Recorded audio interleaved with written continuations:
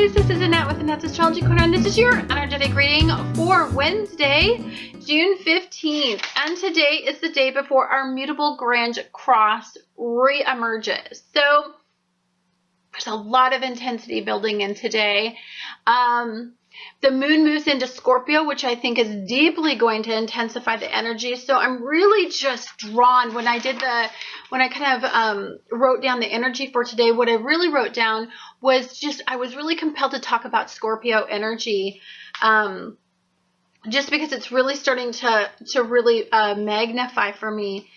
So Scorpio energy is involved in a couple things. So first of all, it's really positive or it can be deeply negative, depending on how you're attaching, what is intensifying in your life at this point. So we have the moon in Scorpio at the time that it drops into that energy. It trines Venus and it trines the sun. We also have Uranus in Aries. It's going to sextile Venus and it's going to sextile the sun. And then we have Neptune in Pisces, which is still in this glorious conversation with Pluto. What could really be intensifying in your life is the desire to make your life better. Now, this is a very self-oriented energy. I deeply feel that in this energy, there's a couple ways that this can go. There's definitely some really powerful energy in having conversations about money, having conversations about attaining money, acquiring money. There's some sort of a collaborative effect when it comes to this type of situation with Pluto and Neptune in a glorious sextile.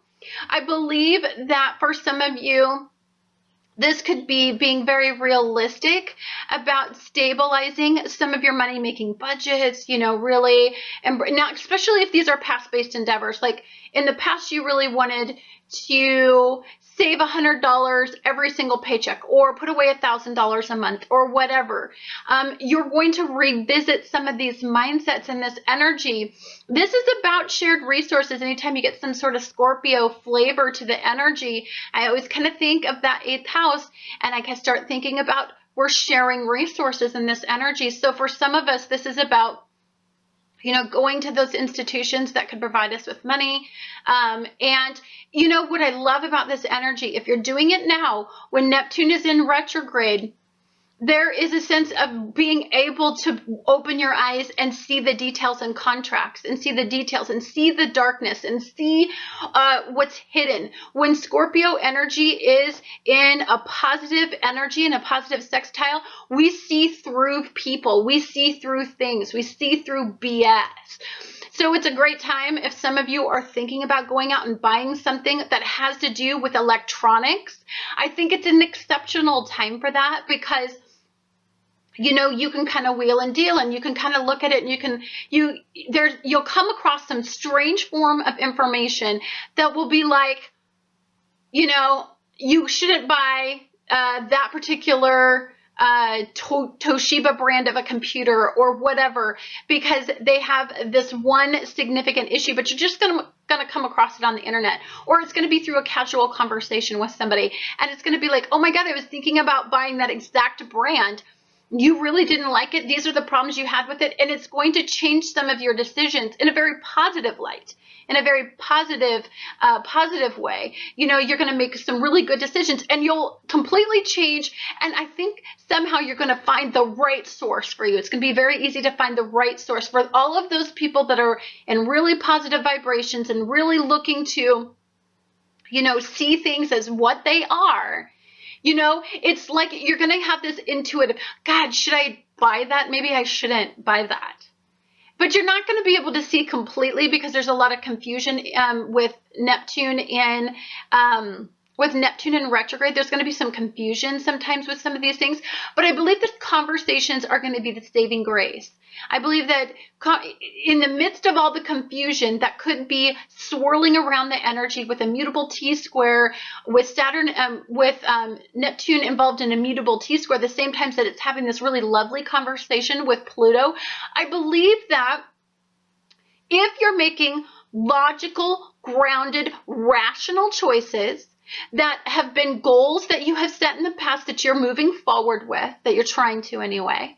I believe that there is some very relevant information that could come up that can really enlighten the path a little bit better, really expose the details, really reveal some of the stuff that you really should be contemplating when making some of these very intense decisions, especially if it has to do with money or some sort of really solidifying something. I really believe that you should really keep your eyes just wide open. Do not hide. Do not avoid the details.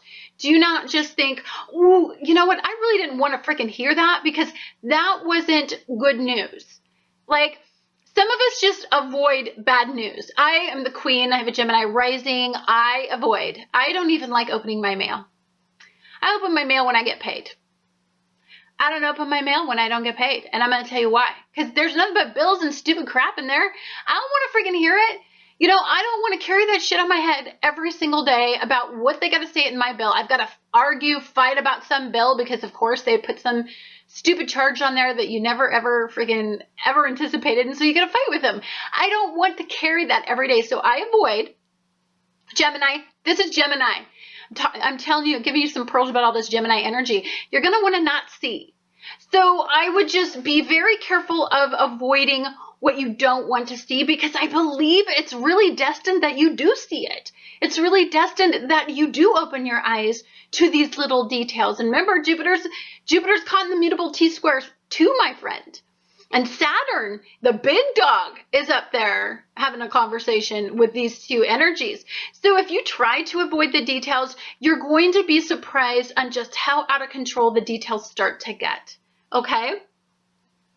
Scorpio energy is a super sniffer, super sleuth. Like, if you want to find out information, if you want to find out dirt, if you want to find out anything, if you want to get to the nuts and bolts of things, you're going to be able to just sniff it out. You're going to be a bloodhound in this energy. So for some of you who are really into being bloodhounds, you're going to be like, holy hell, I'm like supreme in this. I have supreme power right now. Because, Pluto is in an awesome mood. And, the moon in Scorpio is really energizing. So I think you're going to be emotionally compelled by some of these, this internal desire to kind of like sniff some stuff out. It's definitely going to be emotionally motivated. Okay, so let's talk about the negative vibration. Nobody ever wants to talk about it. And I'm telling you, in this energy, I even more so want to avoid it, because I believe that it deeply intensifies my mood, intensifies my feelings, and it just adds, a really big, intense energy. But it is something that we must address, because as wonderful and as contagious as all the Scorpio energy is in the positive, it has a negative impact right now. Mars is in Scorpio. It's at the top of the yacht. It's quincunxing Uranus and quincunxing the sun. So I'm going to tell you something. This energy can be very intense, because what you don't want to identify, what you don't want to authenticate in this energy is probably something that I think is kind of a past-based habitual type of thing. Like, I bet you it's something that you're deeply passionate about and you really just don't want to identify it, because if you identify it, then the Gemini will start turning. And there lies the quincunx with Gemini energy. Venus and the sun. It's like, well, it doesn't make sense to stay in a relationship. It doesn't make sense to stay in an intense situation. It doesn't make sense to not have what I desire, not have what I want, not feel pleasure this much of the time. You're going to start to have that conversation, and it's going to intensify some of these situations that are not good, that are spiraling, that there's a lack of control in. Like we've got Saturn trying to control Jupiter and Neptune energy, and we've got Mars trying to control, in a really negative vibration, Uranian energy and Gemini energy. So can you imagine if you are into controlling outcomes, controlling situations, controlling people, controlling intensity? Good luck I don't think it's possible in this energy. I believe that this energy is going to reveal what it needs to reveal. And so if some of you that means that what it reveals is it starts to intensify in energy, I think that's a really good indicator that you need to pay attention there. Like focus there. You know, it's really, you can't avoid situations like this because then the mutable T-square comes back in and it starts pulling you in 4 different directions again. And we start to be involved in another conundrum of energy where we're in oppositions and we're in squares and we're being pulled in 4 different directions and we have all the elements at play again. I believe it clarifies things a little bit better. Believe it or not, in all of this energy, you think it would confuse you even more. But I think because you've been in this rodeo before, you kind of know how, like, it'd be like you rode that horse before, and the way that the horse responded to you had to be very stern and hard and firm with this horse because it was had a lot of masculine energy in this horse. And before you were too gentle and it bucked you off and it told you just to F off and it just ran away and had a good time with itself. Next time you get back on that horse, you ain't playing. You ain't playing with that horsey. Like, you're my horse. I am the dominant one. I will try to control the outcome. And so for some of us, we're educated, we're experienced in the mutable cross. We understand the dynamic comes back up again because it reemerges in your life because guess what? It's not solved yet. The question is still spinning in the universe until the 17th. It's spinning and spinning and spinning, and you haven't solved it. Now, I want you to understand that the mutable energy is pouring you in 4 different directions, but the almighty question has to do with clarity. What are we not clear about? What can we not see? Why are we not creating resolutions? What is still the problem, the root? Mars in Scorpio represents deep roots, deep roots, guys, in our passions. So if what's motivating us in passion is some festering boil, right? Then it's been a very infectious process for us. As that boil is bubbling up and the bacteria is spreading in our body and it's causing sepsis now, right? I believe some of us are very septic. And it is the infection is spreading, right? It's no longer in just one spot that we can avoid and put, just like, oh, well, I'll just take a pain pill and, avoid this area. It's like, no, it's septic now. It's gotten bigger. I think what's really sad about this energy, what's very intense about this energy is when that mutable energy starts to kick in, and I believe because we have Mars and Scorpio, but we don't have this. We're not being guided altogether. Neptune in Pisces energy is sleepy. It's sleepy time for it. It's not in its highest power and its highest vibration. It's actually in a lower power. And even though it's having a really lovely, positive conversation, I think the way that I would focus on Neptunian energy is not to avoid, not to deny, not to turn my head away from what is intense right now because holy cow, crap's going to break loose here. What I think it's trying to get us to do is to be very rational and logical about what is intensifying before we get pulled in 4 different directions and we have no control. And when Mars is not in control, especially in Scorpio and its own energy, and it's in retrograde, it's locked in a cage. It is a fierce, giant animal. It's like a bear that has been wounded, or the bear that's looking at his cubs, and there's a cage over it, and there are people around its cubs. I mean, you ever seen like a mama bear? They're fracking crazy. Like, they'll just rip your skull right off. They'll just take your skin right off your skull. Like, that's the intensity in this energy. It's like that mama bear that's in that cage looking at somebody around her babies, her cubs, and she wants to defend and she wants to fight, but she's caged, she's suppressed. And there's your survival instincts are kicking in, right? I feel like we're in survival mode without the faculties to survive.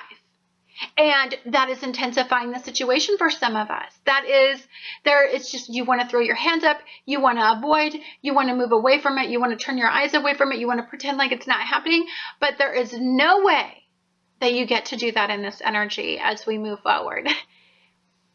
What am I trying to say? We're trying to make a change that I think we have been avoiding for a long time.